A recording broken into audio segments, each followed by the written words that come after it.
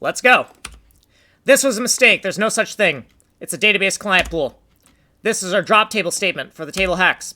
Random number, 0 or 1. Nice guy, always crashes. Right here, ending the server response now has extra data. If it has that extra data, it'll say, oh, by the way, I say what?